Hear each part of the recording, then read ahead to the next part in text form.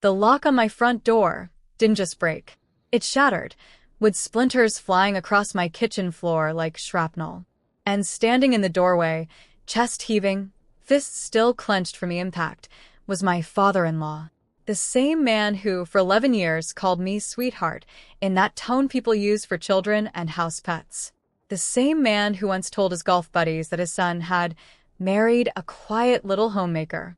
He had no idea. None of them did.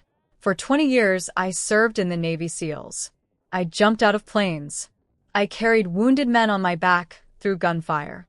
And I never told my husband's family because it never mattered until the day my husband died, and this man decided my house, my life, and my grief were his to take. What happened in the next 5 minutes changed everything he thought he knew about me. My name is Sarah, and when I married David, I made a choice. My military record was sealed in a box in the attic, my medals wrapped in cloth, my old uniform folded away. I didn't hide my service because I was ashamed.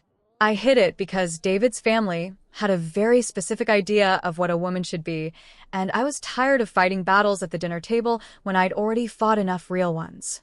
His father, Richard, was a proud man, retired from a mid-level corporate career, who talked often about real toughness and real sacrifice, usually while looking right past me.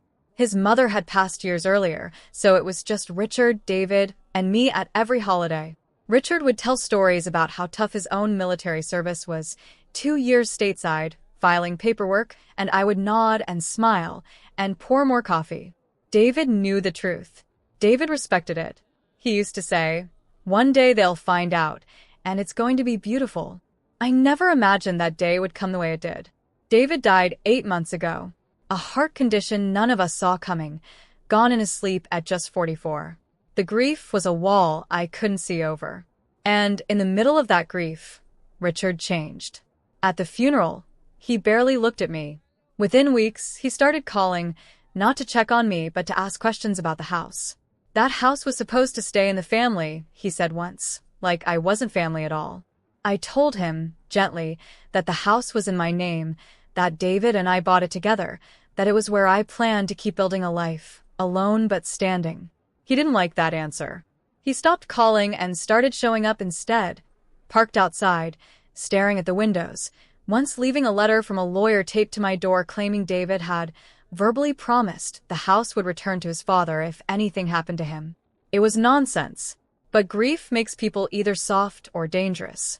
Richard chose dangerous. It was a Tuesday evening. I was in the kitchen, still in my work clothes, when I heard the pounding. Not knocking, pounding, fists against wood, again and again. I opened the door a crack, and Richard shoved it wider, his shoulders slamming into the frame until the old lock gave way and splintered onto my floor. He stormed in like he owned the place, shouting that this was David's house, that it belonged to his bloodline, that I had no right to keep it from him. He said I was just some woman David felt sorry for. He said grief had made me delusional if I thought I could keep what was rightfully his.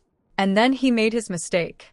He grabbed my arm, hard, the kind of grip meant to move a person, not just get their attention, and pulled me toward the door, telling me to get out while he sorted this out properly. He thought he was dealing with a soft, grieving widow. He had no idea who was actually standing in front of him. In one motion, without raising my voice, I broke his grip, stepped past his center of balance, and had him controlled against the wall before he understood what had happened. Not hurt, controlled. 20 years of training doesn't disappear just because you folded your uniform and put it in a box. I held him there, calm, steady, and I said the words I'd never said to him in 11 years. I served in the United States Navy. 20 years. Deployments you can't imagine. I have commendations in that attic you've never seen, because I never needed you to see them. His face went white. I let him go. He stumbled back, staring at me like I was a stranger, wearing his daughter-in-law's face. But this wasn't about proving my strength to him. It was about making sure he understood clearly and finally that the days of pushing me around were over, and that what he'd just done, breaking into my home and putting his hands on me, had consequences. I called the police that night, and I filed a report, the broken lock, the forced entry, the physical contact. It was documented, time-stamped, real. 2 days later, I invited Richard to the house one more time, with my attorney present. On the table, I laid out everything.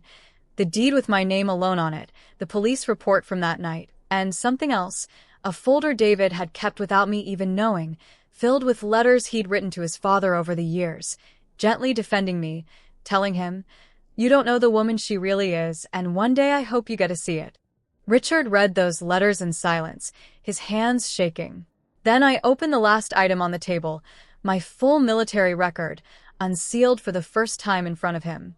20 years of service, decorations for actions he could never have imagined a soft daughter-in-law capable of.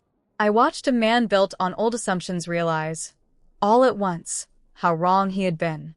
Richard didn't get the house. The attorney made it clear his claim had no legal standing, and the police report meant any further contact without permission would carry real consequences. But something else happened, something I didn't expect. A week later, Richard showed up again. This time, he knocked. Softly. He stood on my porch, not as a man demanding what he thought was owed to him, but as an old man who had just realized how small his understanding of his son's wife had really been. He apologized. Not perfectly, not all at once, but honestly. He asked to see David's letters again. He asked, quietly, if I'd tell him about my service sometime. I said yes, not because he'd earned it in one conversation, but because grief had taught both of us that pride is a poor substitute for family. We're not close, not yet. But the door stays open now, the new lock included on my terms. People will often decide who you are based on what's easiest for them to see. Quiet, soft, small. But what someone assumes about you says nothing about what you're actually capable of. I spent years letting silence keep the peace, and it worked until the day silence nearly cost me my home and my safety. Strength isn't about proving yourself to people who never bothered to ask. It's about knowing exactly who you are, even when no one else does, and being ready, when the moment finally demands it, to show them. If you've ever been underestimated by someone who thought they knew your whole story, remember this. You don't owe anyone your history until you choose to give it. A comment, respect, if you believe grief should never be an excuse for someone to take what isn't theirs. And if this story moved you, subscribe because there's another story just like it coming next week.